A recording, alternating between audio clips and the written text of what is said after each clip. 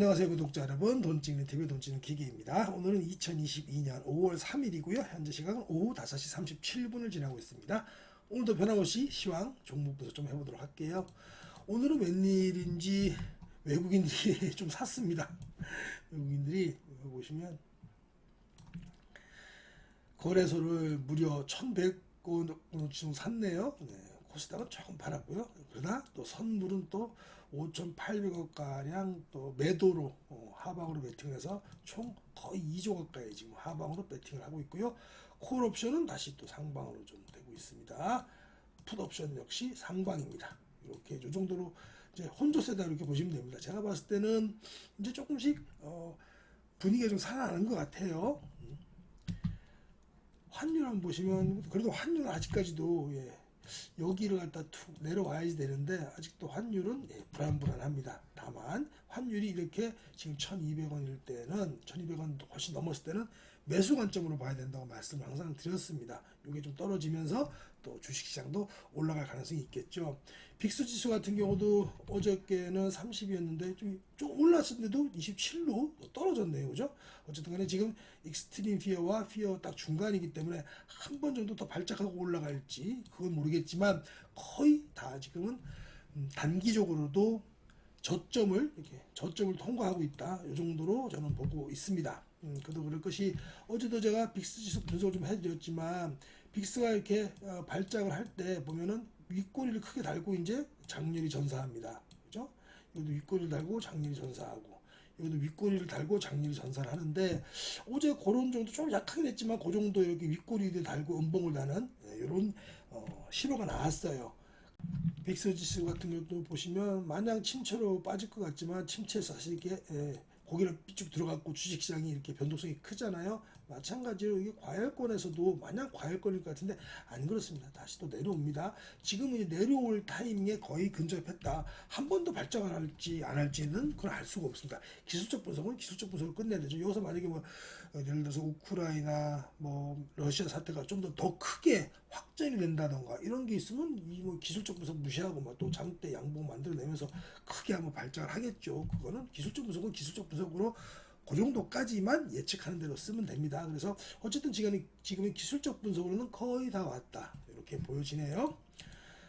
시황은 그렇고요. 이제 오늘도 관심 종목 좀 가지고 와 봤습니다. 오늘 사실은 관심 종목이 백산이라든가 뭐 롯데칠성 이런 것들이 있어요. 그런 것도 있었는데 지금 너무 과열권이라서 그거 갖다 해서 여기서 소개하기에는 과열권에 콱 물려버리거나 이러면 역사적 신고가 내는 종목에 물려버리면 백성이 나쁘다는 얘기가 아닙니다.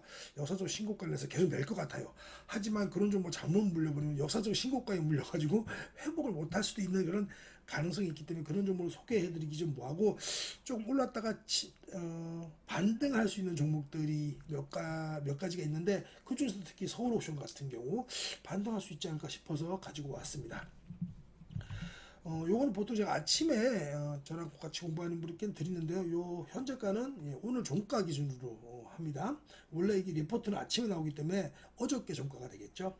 서울 옥션 오늘 발행 기간은 K포증권의 안주원 애널리스트께서 내셨고요. 목표 주가를 35,000원으로 잡았고 상승 여력이 오늘 종가로 해서도 41%가량 이렇게 잡으셨네요. 간단하게 1분 요약을 보면 2022년에도 성장하고 주가는 이미 반등 중에 있다. 저도 그렇게 생각합니다. 그래서 1쿼터 보시면 1쿼터 프리뷰를 미리 보시면 매출액이 211억 원과 영업이익 60억 원으로 추정이 된다라고 했어요. 이제 진짜 실제로 발표가 어떻게 나는지 봐야 되겠죠. 올해 포인트는 해외 작품의 우리나라에서 옥션 그리고 그 낙찰률과 홍콩이 또 리오픈을 하죠. 홍콩 리오픈은 그러니까 지금 몇 년째인지 모르겠습니다. 처음에 코로나 터지고부터 홍콩 리오프닝을 기다렸는데 이제 중국 정부가 어떻게 대처할지 모르겠지만 홍콩 리오픈도 얼마 남지 않았기 때문에 이런 것들이 크게 2022년에 포인트가 될 수 있다라고 하면서 목표 주가를 35,000원 잡으셨어요.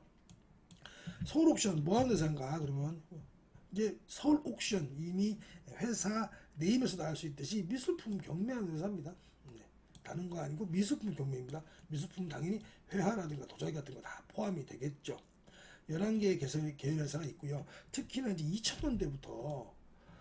경기 회복하고 좀 돈들이 좀 많이 생기잖아요. 신용 부호도 생기니까 대체 투자 수단으로 미술품을 또 많이 사더라고요. 부각이 되고 있습니다. 또 이게 어떻게 보면은 우리 코인도 마찬가지지만 불법적인 자금들 예, 정상적으로 이건 미술품 사서 그 물건 줘버리면 그만이지 않습니까? 그걸 꼭 또 공식적으로 안 팔아도 되니까 이런 것도 이제 뭐 돈 세탁 하는데도 좀 쓰이기도 하는 것 같더라고요, 그죠? 예, 그래서 그런 거라든가 상속 증여세를 피하기 위한 방법으로도 많이 이용되고 있어서 이쪽 시장은 계속 앞으로도 좀 괜찮아 보이지 않을까 싶고요. 최근에 또 가상화폐 같은 걸로 돈 많이 버신 분들이 슈퍼카도 많이 사고 젊으신 분들이죠. 20, 30대 젊으신 분들이 슈퍼카도 많이 사고 집도 사고 이런 미술품들도 좀 사고 그러는 것 같아요. 그래서 거기에다가 또 요즘은 뭐 크게 미술품이라고 몇억, 몇십억, 몇백억 안 하더라도 조금 소소한 것들이 있지 않습니까? 몇백만 원 또 뭐 이런 것들 또 많기 때문에 그런 것들에도 관심이 좀 많아요. 집에다 걸어두는 것들도. 그래서 이쪽 일단 업황은 좋다. 거기에다가 우리가 또 NFT가 있죠. NFT 아직 활성화가 안 됐지만 NFT는 제가 볼 땐 단순 테마는 아닌 것 같고 우리가 NFT라든가 이게 블록체인하고 엮여가지고 결국엔 얘도 메가 트렌드가 되지 않을까 싶어요. 그래서 NFT 관련주로도 가끔 받고 있기 때문에 밸류를 우리가 보수적으로 치더라도 NFT 테마 관련해서도 또 한 번 정도 어떤 카탈리시스 그러니까 어떤 촉매 역할을 하지 않을까 싶어서 이 정보를 갖고 왔습니다. 아까 그 증권사 리포트 케이프 증권의 증권사 리포트를 한번 핵심만 좀 살펴볼까요? 이건 제목에 나왔고요. 아까도 말씀드렸다시피 매출액은 211억과 영업이익 60억. 매출액은 YOY 전년 동기 대비해서도 20% 그리고 영업이익도 60억으로 YOY 86% 성장을 할 것으로 추정을 한다고 하네요. 또 여기에 보면 부문별로는 경매가 72억으로 70%, 상품이 122억으로 16% 정도 성장할 것으로 그렇게 예상을 한다고 합니다. 요거는 조금 더 공부를 하셔야지 또 알 수 있는 거니까요. 요건 요 정도로 넘어가고요. 뭐 올해 포인트가 뭐냐라는 거죠. 해외 작품과 홍콩 리오프닝이다. 국내 미술 시장이 또 젊은 층들의 참여 증가에 따라서 대중화가 되고 있죠, 실제로. 그래서 저도 뭐 인사동 같은데 가끔 가면은 거기서 뭐 먹거리도 많지만 인사동에서 회화들 작품 요새 많이 열리지 않습니까? 근데 가보면 가격들도 뭐 저는 뭐 문외한이지만 가격들도 적당한 것들도 있고 꼭 사고 싶은 것들도 있고 젊은 분들도 많이 와서 구경도 하고 그러더라고요. 그래서 그것과 또 해외 작가들의 작품 수요가 높아지고 있어서 굉장히 작품 수급 경쟁력이 중요해졌다라고 하면서 그리고 좀 더 또 중요한 내용은 서울역선 오프라인 경매 기준에서 해외 작품 낙찰 비중이 30%로 높아졌어요. 낙찰 총액도 458억 원이나 됩니다. 고성장하고 있죠. 그래서 해외 작품 비중이 높아지면 전체 낙찰 규모 확대로 이어질 수 있다는 것도 투자 포인트다. 그리고 매년 홍콩 경매를 통해서 한 5, 6개 진행을 했는데 연간 400억 원에 넘는 매출액이 낙찰 총액으로 달성이 됐었어요. 근데 20년 코로나 이후로 지금 경매를 못했으니까 요게 또 홍콩 리오프닝 된다면 400억 원이 더 붙는 거예요. 또 붙을 수도 있겠죠. 그리고 또 예전에 이 정도 했지만 이번에는 폭발적인 수요가 또 그래서 여기서 곱하기 1.5배가 될지 뭐 2배가 될지 그건 아무도 장담할 수가 없지만 어쨌든 간에 이쪽으로도 수요가 되지 않을까 싶어요. 그래서 이런 기대감들이 있습니다. 그래서 이 애널리스트께서는 목표 주가에 대해서 바이로 35,000원 제시했다. 목표 주가를 어떻게 산출했는지도 한번 봐야 되겠죠. 터무니없이 산출하지 않았을 테니까 22년 예상 EPS에다가 퍼 25배를 적용했어요. 25. 타겟 퍼 25배 저는 이런 회사라면 뭐 그것도 괜찮다고 저는 보여집니다. 나쁘진 않아요. 그렇지만 이건 조금 높기도 하고 하지만 어쨌든 간에 나쁘진 않습니다. 이런 류의 회사들이 25배를 받는다고 해서 나쁘지 않은데 이건 이제 중요한 것이 성장률을 봐야 되겠죠. 성장률을 봤는데 이제까지 성장률은 그랬어요. 근데 앞으로 올해, 내년, 내후년, 22년, 23년, 24년에도 그럴 것인가? 요게 이제 의문을 가져야 되니까 요 종목을 공부하고 또 투자하시려면 그걸 갖다가 우리가 짚고 넘어가야 될 부분입니다. 다음으로는 수급 분석 좀 볼까요? 최근에 기관들이 많이 팔았어요. 기관들이 많이 팔 때 외국인들이 좀 새로 담아줬고요. 전체적으로는 요거는 저는 뭐 수량으로 보고 금액대로 보는데 외국인이 그래도 한 달 동안에는 28,000주를 매수를 했고요.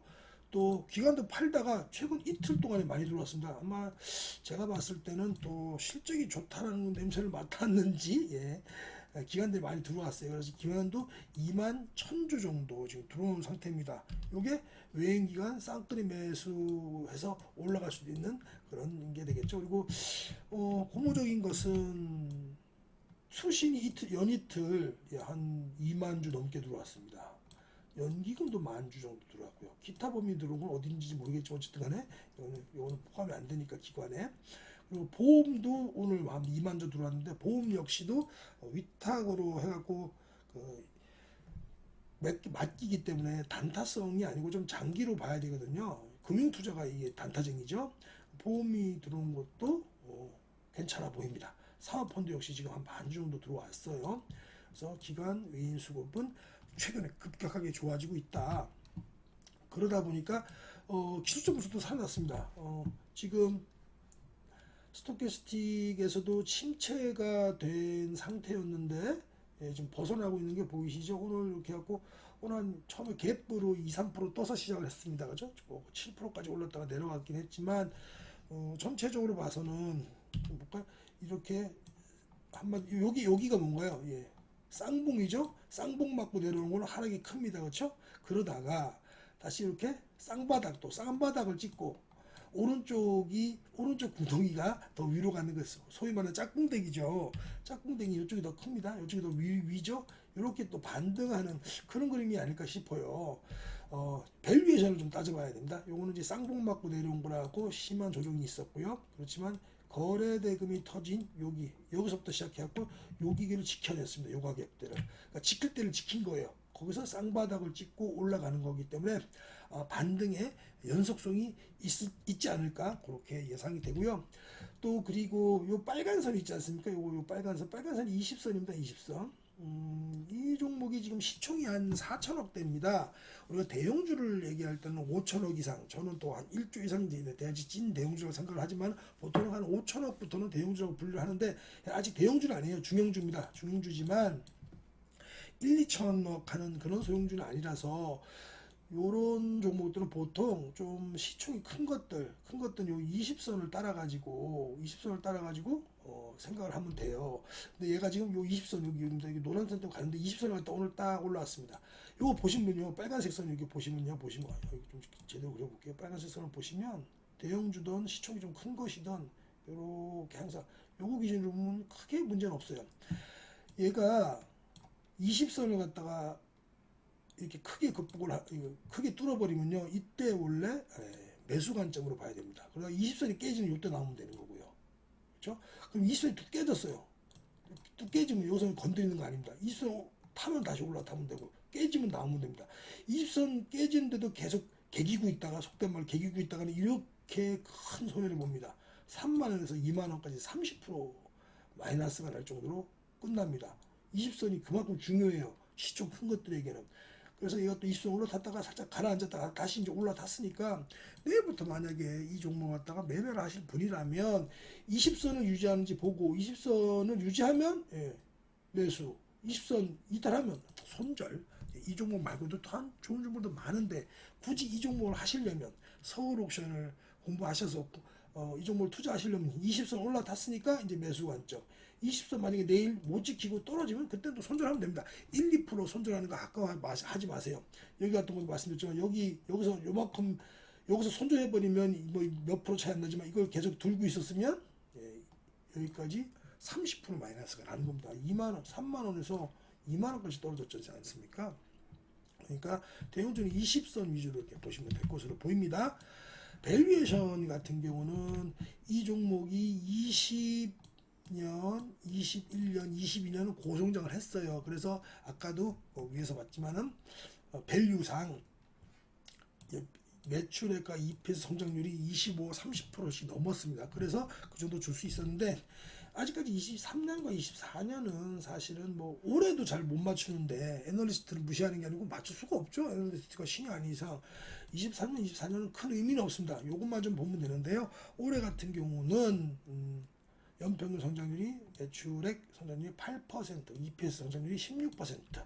그러면 8에서 16%니까 8에서 16배의 멀티플을 줄 수 있겠다라고 생각을 해보고 또 실제로도 최저와 최고 사이 최고가 있는데 그게 16.05%이 때문에 최대 멀티플을 16.0배를 줘봤습니다. 그래서 오늘 현재가가 24,750원이니까 여기서 이렇게 대입을 해보면 올해나 내년 포워드포를 땡겨온다면 최소한 27,000원에서 30,000원까지도 다시 가능하지 않을까 싶어요. 이건 이제 밸류에이션상으로 증권사 추정 EPS를 토대로만 저만의 방식이니까요. 이 정도로 참고만 해주시면 될 것 같고요. 실제로도 지금 이 고점 같은 경우는 얘가 47,000원까지 고점을 찍었기 때문에 반등을 하면 이 정도까지는 반등해 줄 수 있지 않을까. 여기다 플러스 NFT가 지금 NFT 종목들이 다 꺼져 있죠. 꺼져 있지만 요것들이 더 반등을 하게 된다면 자금이 이제 들어온 상태라서 한 번 정도는 반등이 더 되지 않을까 싶어요. 그래서 저도 목표 주가를 27,000원에서 30,000원가량은 충분히 가능하다. 이렇게 보여집니다. 오늘도 종목 분석 간단하게 이렇게 한번 정리해 보도록 하고요. 본인 돈을 소중한 자금을 본인의 미래 자금을 투자하시려면 좀 더 알아보시고 또 좀 더 공부하시고 그렇게 투자하시고 주담에게도 전화하셔서 시간 나시면 물어보시고 그리고 투자를 하셔야 됩니다. 네, 오늘도 이렇게 해서 종목 분석 마치도록 하겠습니다. 내일도 좋은 종목으로 돈 많이 찍으시기 바랍니다. 떠든 사람은 오늘도 돈 찍는 기계였고요. 함께 해주셔서 감사합니다.